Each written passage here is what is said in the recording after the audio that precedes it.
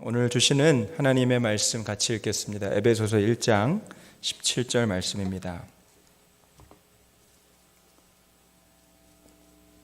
우리 한 절의 말씀을 우리 함께 봉독하도록 하겠습니다. 우리 주 예수 그리스도의 하나님 영광의 아버지께서 지혜와 계시의 영을 너희에게 주사 하나님을 알게 하시고. 아멘. 오늘부터 4주 동안 하나님을 알아가는 것에 대한 말씀을 함께 나누려고 합니다. 오늘 하나님을 아는 만큼 예배한다, 하나님을 아는 만큼 예배한다라는 말씀의 제목으로 은혜를 나누기를 원합니다. 하나님은 지금도 하나님을 예배하는 자들을 찾고 계십니다. 여러분 믿으십니까? 제 얘기가 아니고 성경에 나와 있죠. 요한복음 4장 23절 말씀에 아버지께 참되게 예배하는 자들은 영과 진리로 예배할 때가 오나니 곧 이때라. 아버지께서는 자기에게 이렇게 예배하는 자들을 찾으시느니라. 그렇게 말씀하셨습니다. 지금으로부터 딱 10년 전인데 그때 제가 젊은이 교회에 있을 때 중국 우르무치로 단기 선교를 갔습니다. 한 열흘 정도의 선교 일정이었어요. 근데 우르무치는 종교의 자유가 허락되어 있지 않은 곳입니다. 그러니까 밖에서 전도도 못하고 예배도 못 드려요. 그러니까 우리가 자유롭게 선교할 수 없는 그런 지역이었습니다. 유일하게 자유롭게 예배 드릴 수 있는 곳이 호텔방이었어요. 그 호텔방에 모여서 현지 선교사님과 현지 선교사님이 전도하신 그 위그르 청년 2명, 그 청년과 함께 우리 선교팀이 크게 찬양도 못하니까 정말 숨죽여서 이렇게 찬송하고 예배드리고 또 성찬을 나눴습니다. 그때 그 함께 나눴던 성찬, 그 예배, 그 찬송 잊혀질 수가 없어요. 그 선교의 전부라고 할 수 있는 것이었어요. 하나님 주신 메시지가 하나님 세계 열방 곳곳에서 예배하는 자들을 찾으시는 거예요. 어디서든지 하나님께서 예배받기 원하시는구나. 호텔방이 상관이 없었습니다. 여러분, 저와 여러분이 존재하는 이유가 무엇일까요? 하나님을 찬양하고 하나님을 예배하는 자로 하나님 우리를 존재케 하셨습니다. 이사야서 43장 21절 말씀에 이 백성은 내가 나를 위하여 지었나니 나를 찬송하게 하려 함이니라. 에베소서 1장 3절에서 6절까지의 말씀에 우리가 창조된 목적에 대해서 하나님이 너무나 분명하게 말씀하셨습니다. 찬송하리로다. 하나님 곧 우리 주 예수 그리스도의 아버지께서 그리스도 안에서 하늘에 속한 모든 신령한 복을 우리에게 주시되 곧 창세전에 그리스도 안에서 우리를 택하사 우리로 사랑 안에서 그 앞에 거룩하고 흠이 없게 하시려고 그 기쁘신 뜻대로 우리를 예정하사 예수 그리스도로 말미암아 자기의 아들들이 되게 하셨으니. 굉장히 설명이 길었어요. 우리를 창조하신 목적이. 그 이유가 뭐냐? 6절에 이는 그가 사랑하시는 자 안에서 우리에게 거저 주시는 바 그 은혜의 영광을 찬송하게 하려는 것이라. 특별한 사람에게만 받은 사명이 아니라 저와 여러분이 하나님 지으신 태초 이전에 우리 한 사람 한 사람이 창조될 때, 계획될 때 하나님의 영광을 드러내고 찬송하고 주님을 예배하는 자로 우리를 지으셨다라는 것입니다.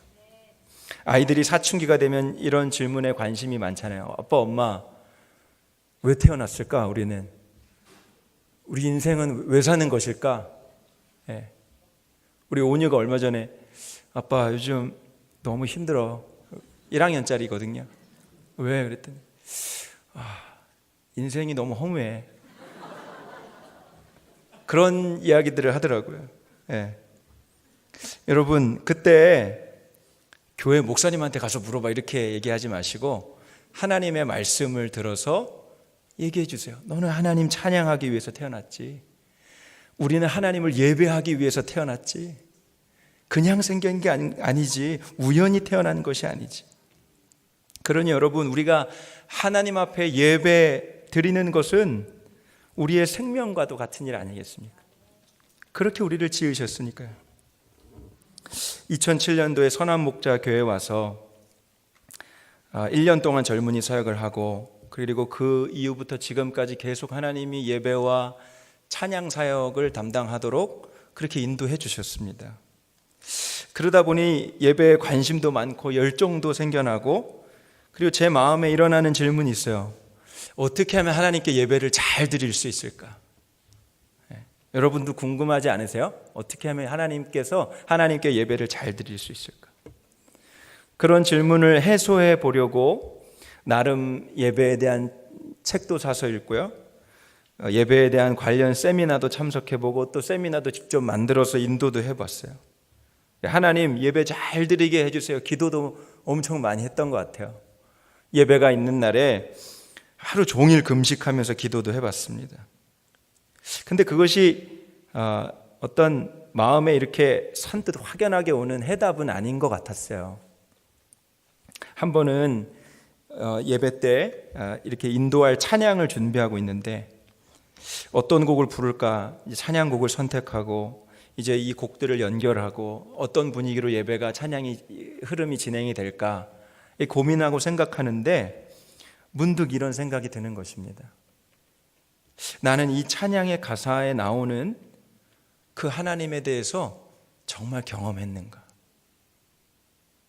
여러분 찬양 인도자니까요. 이렇게 앞에 나와서 오늘 전사님 은혜롭게 찬양 인도하셨는데 여러분 좋으신 하나님을 찬양하십시오. 은혜로운 하나님을 찬양하십시오. 그렇게 인도하잖아요. 그게 제 역할이었거든요. 그런데 그렇게 인도하는 내 삶의 나의 하나님은 나에게 정말 좋으신 하나님이실까? 하나님은 모든 순간에 나에게 은혜로 함께 하시는 하나님이실까?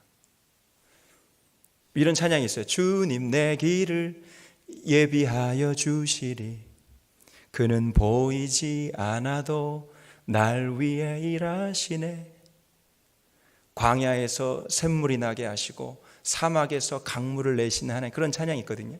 그런 찬양을 멋들어지게 인도하는데 과연 나는 사막에서 길을 내시는 그 하나님을 정말 만났는가?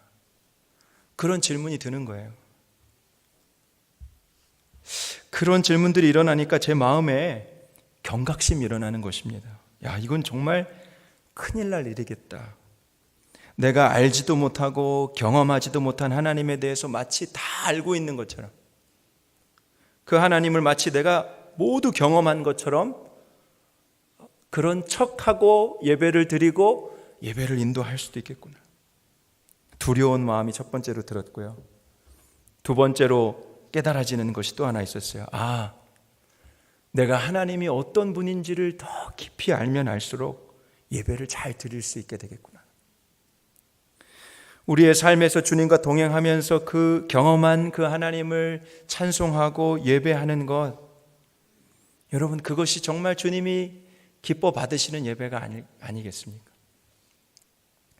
하나님을 안다는 것은 단순히 하나님에 대한 지식을 안다라는 차원이 아니라 살아계신 하나님을 정말 만나는 것이죠.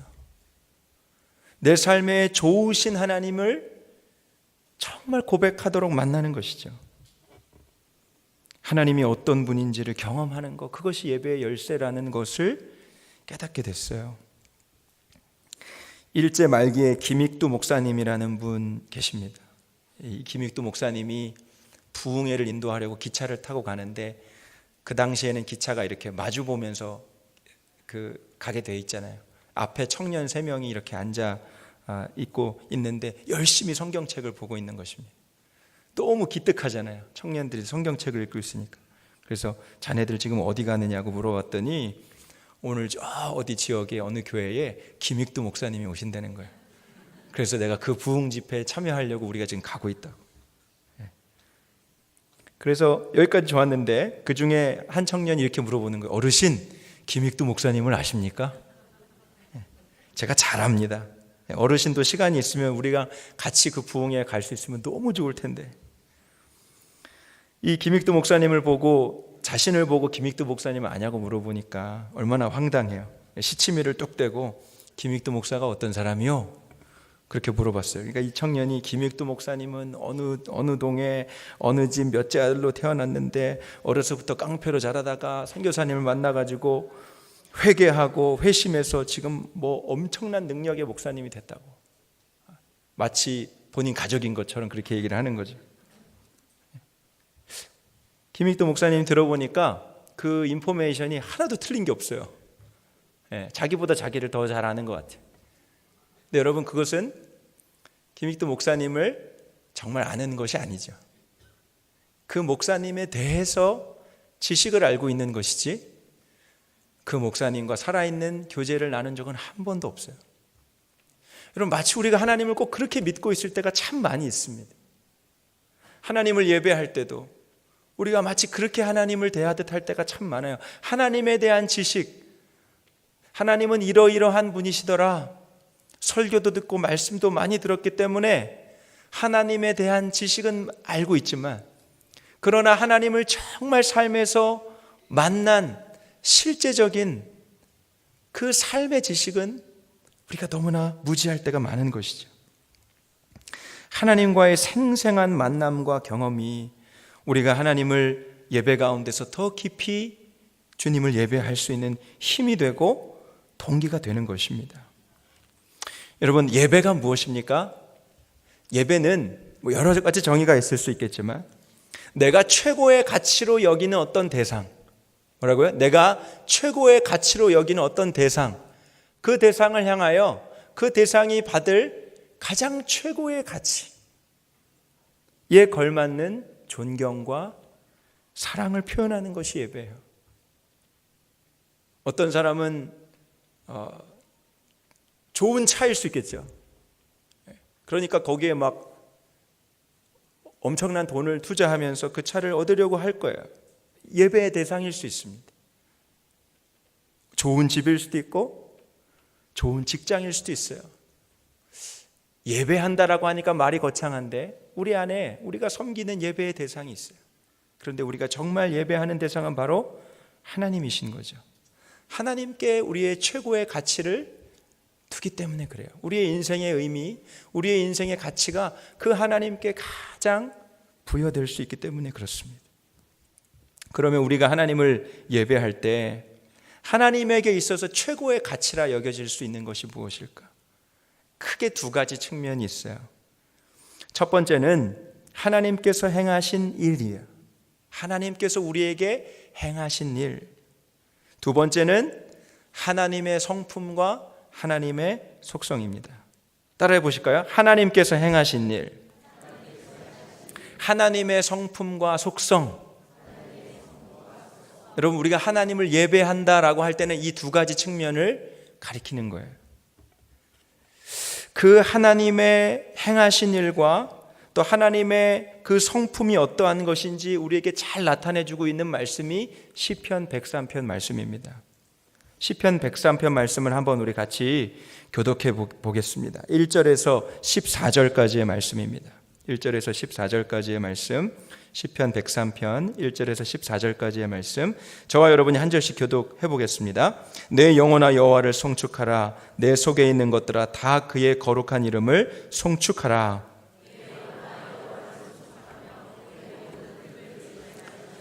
그가 내 모든 죄악을 사하시며 내 모든 병을 고치시며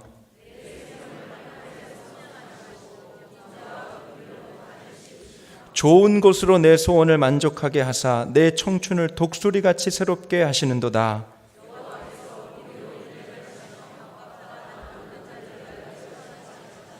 그의 행위를 모세에게, 그의 행사를 이스라엘 자손에게 알리셨도다.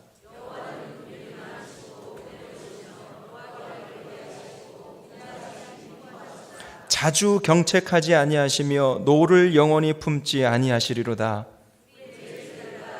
처벌하지는 아니하시며 우리의 죄악을 따라 우리에게 그대로 갚지는 아니하셨으니 이는 하늘이 땅에서 높음같이 그를 경외하는 자에게 그의 인자하심이 크심이로다.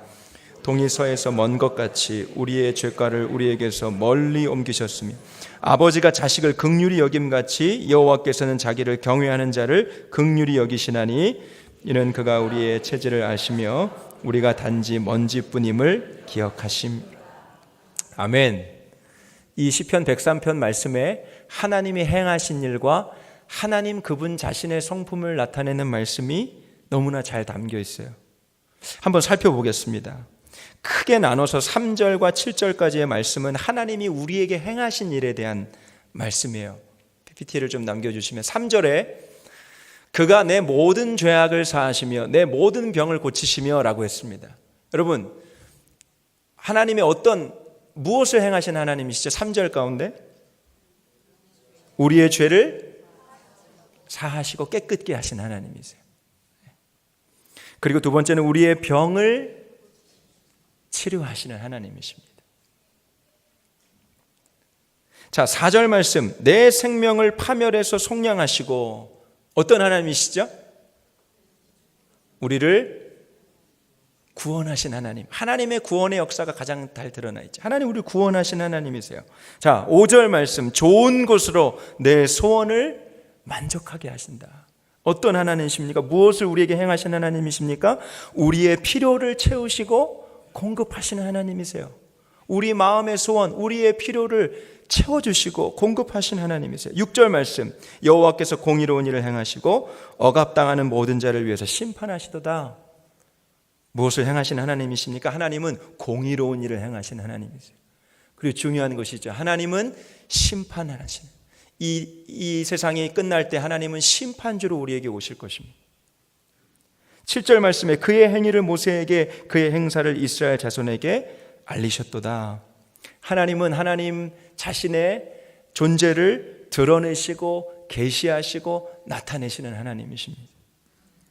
14절 말씀, 이는 그가 우리의 체질을 아시며 우리가 단지 먼지뿐임을 기억하심이로다 했는데, 세번역 성경에 이렇게 기록합니다. 주님께서 우리가 어떻게 창조되었음을 알고 계신다, 그렇게 되어 있어요. 하나님께서 행하신 너무나 중요한 일이 있죠. 그것이 무엇일까요? 우리를 창조하신 하나님, 이 온 우주 만물을 창조하신 하나님, 저와 여러분 한 사람 한 사람을 계획하시고 창조하신 하나님이세요. 19절 말씀, 여호와께서 그의 보좌를 하늘에 세우시고 그의 왕권으로 만유를 다스리시도다. 어떤 하나님이십니까? 온 우주 만물을 통치하시는 하나님, 다스리시는 왕. 하나님은 이 세상 만사를 다스리시는 하나님이세요. 우리가 하나님을 찬양하고 주님을 높여드리고 칭찬한다고 했을 때 하나님이 이렇게 행하신 일들이 크고 놀랍습니다라고 높여드리고 칭찬하고 그것을 너무나 박수쳐드리고 영광을 드리는 것이 찬양이에요. 하나님의 행하신 일이십니다. 시편 103편 8절에서 14절까지는 크게 그 행하신 일, 하나님의 행하신 일들이 너무나 크고 놀라우신데 그 일을 행하신 하나님은 어떤 하나님이시냐? 여러분, 우리가 흔히 어떤 사람에 대해서 이야기할 때 그 사람 성격이 어때? 그 사람 성품이 어때? 뭐 이렇게 좀 온유해? 내성적이야? 외향적이야? 성격이 어떠냐고 물어보잖아요. 하나님도 성품을 갖고 계세요.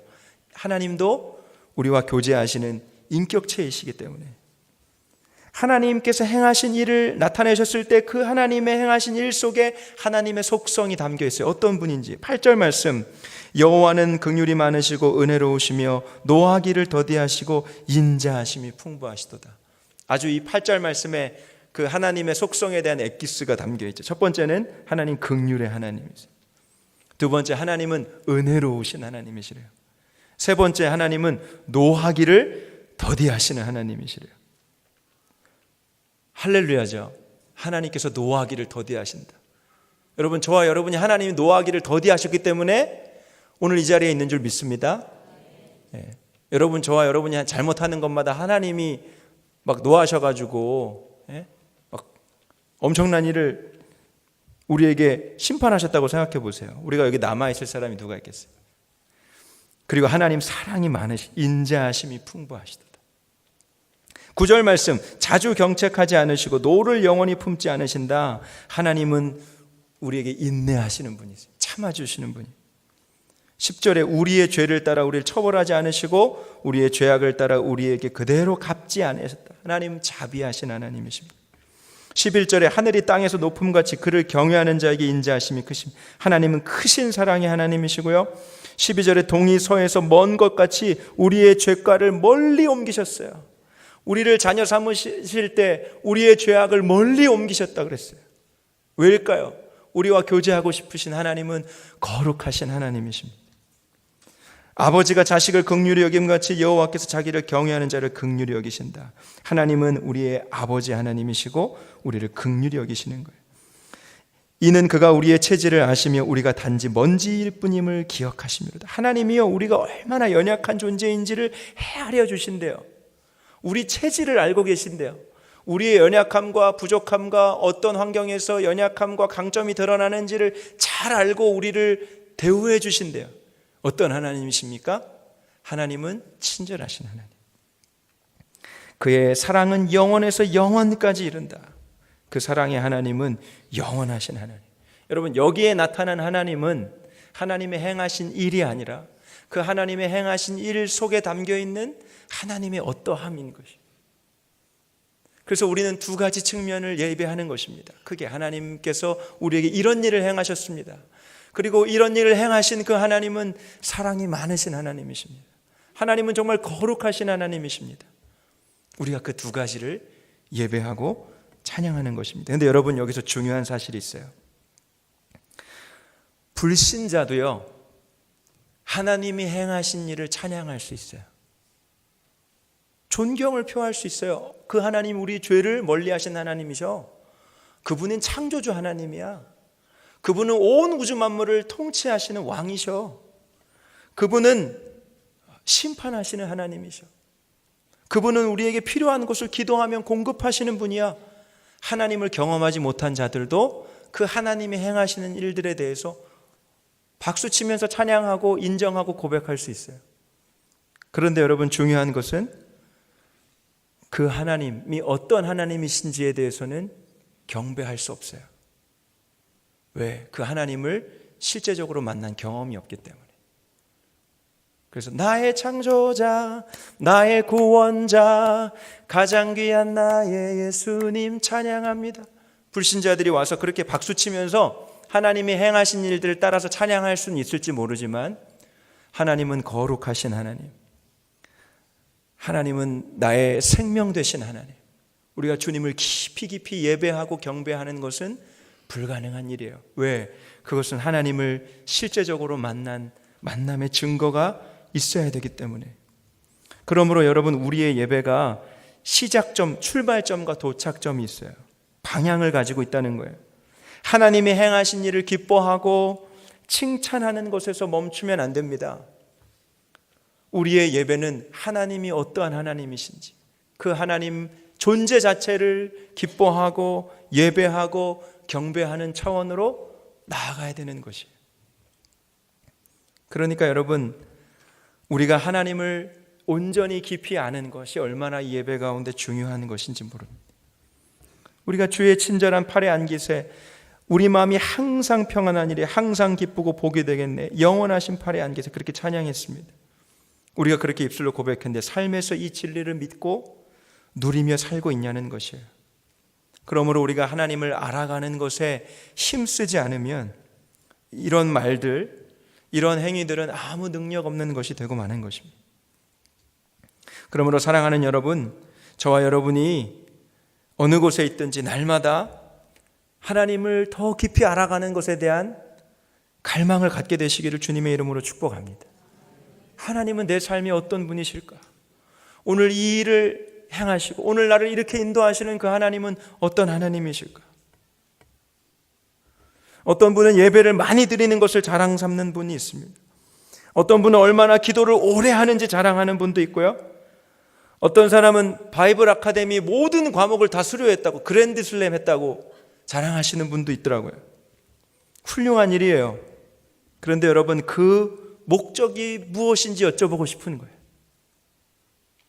그 목적이 하나님에 대한 지식을 얻고자 함인가? 아니면 하나님을 만나고 그 하나님이 어떤 하나님인지를 더 깊이 알기를 원함인가? 얼마 전에 성령 집회를 준비하면서 우리 팀원들과 함께 기도 모임을 가질 때 오늘 예배를 통해서 주님이 우리에게 무엇을 원하시는지 우리가 성령님께 물어보면서 각자가 받은 마음을 한번 나눠봅시다. 그 받은 마음을 가지고 기도합시다 했을 때 베이스 기타를 치시는 집사님이 그렇게 나눠주셨어요. 저는 기도할 때 성령님이 호세아 6장 6절 말씀을 떠오르게 하셨습니다. 호세아 6장 6절 말씀, 나는 인애를 원하고 제사를 원하지 아니하며 번제보다 하나님 아는 것을 원하노라. 하나님이 호세아 선지자에게 하신 말씀이에요. 하나님이 우리에게 종교적인 예배 행위를 원하시는 게 아니라 하나님을 아는 것을 원한다. 그러면서 이렇게 나누셨어요. 성령 집회에서 종종 이렇게 타교에 다니는 지인들을 마주칠 때가 있다는 거예요. 분명히 그 교회에도 금요일 예배가 있는데 저희 교회에 오신 거죠. 그러면서 성령 집회가 너무 은혜가 된다고, 본인 교회 금요 집회가 있긴 있는데 선한 목자 성령 집회가 너무 은혜가 된다고 참석했다는 거예요. 이 집사님이 그 모습을 보면서 금요 성령 집회 그 자체가 하나님보다 더 좋아져서는 안 될 텐데. 여러분, 그럴 수 있어요. 거기 가니까 찬양도 좋고요, 프로그램도 너무 좋고요, 유기성 목사님 말씀 너무 좋고요, 금요 성령 집회 너무너무 좋아요. 그리고 본인이 섬겨야 될 교회 예배를 참석하지 않고 여기를 이렇게 오시는 모습에 대한 안타까운 마음을 주셨다는 거예요. 그러면서 이 예배에 참석하는 수많은 영혼들이 다른 그 무엇보다 하나님 알기를 갈망하도록 기도하자, 그런 기도 제목을 주셨습니다. 그때 그 기도 제목을 받고 성령님이 우리 모두에게 탄식하면서 함께 기도하는 일이 있었어요. 여기 모인 저와 여러분 모두에게 주님이 동일하게 바라고 원하시는 기도의 제목일 거라는 생각이 듭니다. 저와 함께 영성일기 방에서 일기를 쓰시는 한 선교사님이 계세요. 그 선교사님이 쓰신 일기 한 편이 큰 감동이 돼서 여러분께 읽어드리고자 합니다. 2017년 7월 19일에 쓴 아주 짧은 일기예요. 하나님의 말씀을 외우면서 하나님을 알아가는 데 집중하였다. 말씀의 모든 뜻을 다 이해하진 못했는데 설교를 듣는 가운데 뜻을 잘 이해할 수 있게 됐다. 그리고 좀 더 친밀하게 교제하는 것에 대해서도 배웠다. 무엇보다 달라진 것은 말씀을 외워야 한다는 부담이 아닌 하나님을 알아가고 궁금해하는 것이 커지고 있는 것이다. 성경 말씀을 읽고 암송하는 그 목적이 내가 성경 말씀 이만큼 외웠어가 아니라 이것을 통해서 하나님을 더 알아가고자 하는 갈망이 생겼다는 거예요. 우리가 영성일기를 쓰는 것, 매일 아침 묵상하는 것, 우리가 이렇게 함께 모여서 예배를 드리는 것, 그 목적이 우리 주님이 어떤 분인지를 더 알기 원함이라면 여러분, 아마 우리의 태도는 모든 것이 다 달라지게 될 것입니다. 그 하나님의 성품과 그 거룩한 하나님의 존재 자체는 그럼 우리가 어떻게 알 수 있을까요? 누가 그 하나님을 더 깊이 경험하고 알 수 있게 되는 것일까요? 너무나 간단합니다. 그렇게 갈망하는 자에게 얻어지게 된다라고 하나님의 말씀이 우리 가르쳐 주세요. 레위기 10장 3절 말씀에 모세가 아론에게 이르되 이는 여호와의 말씀이니라. 이르시기를 나는 나를 가까이 하는 자 중에서 내 거룩함을 나타내겠고 온 백성 앞에서 내 영광을 나타내리라. 하나님을 늘 가까이 하고 주님과 더 친밀하게 머물고 싶어 하는 자에게 하나님의 거룩하심이 무엇인지를 가르쳐 주시고 나타내 주신대요. 예레미야 29장 13절 말씀 같이 한번 읽어볼까요? 너희가 온 마음으로 나를 구하면 나를 찾을 것이요 나를 만나리라. 너희가 전심으로 나를 찾고 나를 구하면 만나게 될 것이다. 하나님의 거룩과 하나님의 깊으신 사랑과 하나님이 어떠한 하나님이신 자신의 존재를 드러내는 목적, 그 키가 어디에 있습니까? 하나님을 알기를 사모하는, 하나님이 어떤 분인지를 더 깊이 갈망하는, 사랑하는 모든 성도들 가운데 하나님께서 그 은혜를 주신다는 것입니다. 혹 이 자리 가운데 하나님이 어떤 분이신지도 모르겠고 지금 마음 같아서는 그렇게 알고 싶지도 않고 도무지 하나님의 뜻이 어딘지를 모르겠고 종잡을 수가 없고 나는 그렇게 하나님을 믿고 의지한다고 하는데 내 삶의 형편은 계속해서 어려워지고, 여러분, 우리의 인생에 늘 예상할 수 없는 어려움들이 찾아오지만 그러나 그때마다 하나님이 붙들어 주셨다는 것을 우린 지나고 나서는 꼭 깨닫게 됩니다. 그 당시에는 알 수 없어요. 5년 전에 그 가수 박진영 씨가 힐링 캠프라는 프로그램에 나와서 굉장히 화제가 됐던 적이 있죠. 아마 많은 분들이 보셨을 거예요. 거기서 그 사람이 거의 신앙 간증 수준의 얘기를 했어요. 이 박진영 씨가 미국에 진출해서 성공하려고, 이 음악으로 성공하려고 곡을 팔아서 정말 노력한 끝에 1년 만에 그 미국의 유명 가수들에게 자신의 곡을 판 거예요. 자기 이름이 알려지고 자기 가수들이 이제 미국에 진출할 길이 열려지게 된 겁니다. 너무 좋아하고 있는데 갑자기 이런 생각이 밀려왔다는 거예요. 내가 이걸 어떻게 해냈을까? 내 역량에 비해서 결과가 너무 과하다라는 생각이 들었다는 거예요. 이거는 있을 수 없는 일이다. 그러면서 계속 드는 생각이, 나한테 지독한 운이 따르는구나. 그런데 이 지독한 운은 왜 따르게 됐을까? 갑자기 돌이켜보면서 지금까지 내가 노력하지 않고 정말 재수 좋게, 운 좋게 따랐다라고 생각하는 것들을 쓰기 시작했대요. 1972년도에 부모님에게서, 지금의 부모님에게서 태어난 거, 엄마가 억지로 피아노를 치게 한 거, 7살 때 미국에 가서 살게 되는 거, 그래서 마이클 잭슨이라는 가수를 알게 되는 거, 2년 반 동안 영어를 배우게 되는 거, 공부를 잘할 수 있는 좋은 영특한 머리와 집중력을 얻은 거, 영향력 있는 작곡가와 가수들을 만난 거, 16년 동안 악상이 계속 떠오른 거, 각종 사고와 질병에서 아직까지 안 죽은 거, 이 모든 게 다 운인데 이 중에서 한 개만 없었어도 지금의 결과가 없었다라는 것을 알게 됐다는 거죠. 자기가 노력한 게 기껏해야 30%였대요. 그러면서 누군가가 나를 도와주고 있구나. 내가 알지 못하는 어떤 존재가 나에게 이런 럭키를 가져다 줬구나. 그러면서 하늘을 쳐다보고 그때부터 시작한 것이 알 수 없는 누군가에게 감사합니다라고 말하기 시작했다는 거예요. 여러분 아시다시피 박진영 씨가 아직까지 기독교인이 되었다라고는 알려져 있지 않아요. 그런데 여러분, 하나님을 만나지도 못하고 알지도 못하는 그 가수조차 자신의 삶을 돌아보면 어떤 초월적인 존재가 자신을 지금까지 도와왔다고 말하고 있어요. 사랑하는 성도 여러분, 여러분 앞에 큰 홍해와 같은 문제가 있으십니까? 정말 답답해서 하나님 하자도 꺼내기 싫고 기도도 하기 싫은 그런 답답한 현실과 상황을 만난 분들이 계세요. 여러분의 지난 삶을 찬찬히 돌아보세요. 유년기, 청소년기, 청년기, 직장, 사회로 진출하고 결혼을 해서 가정을 이루길 때까지 저와 여러분의 삶을 한번 파노라마처럼 찬찬히 살펴보세요. 놀라운 하나님의 섭리와 역사를 만나게 됩니다. 인생의 고비고비가 있었지만 그때마다 도우시고 길을 내시고 그리고 우리에게 살 수 있는 소망을 주시고 믿음의 사람들을 주시고 우리의 필요를 채워주시고 공급하신 하나님이 한 번도 떠나지 않으셨다는 것을 깨닫게 돼요.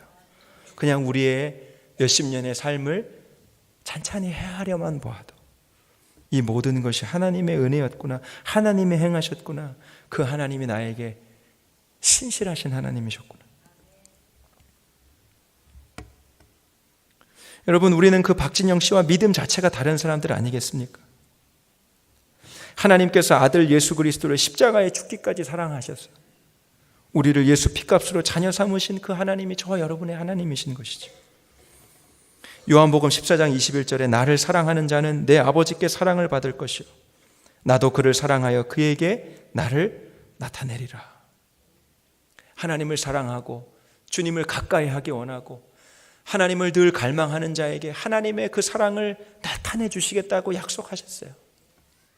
하나님은 오늘도 내가 너를 향한 사랑이 얼마나 큰지, 내가 너를 향하여 생각하고 있는 그 생각이 얼마나 크신지 하나님 계시하시고 나타내시고 알려주고 싶으세요.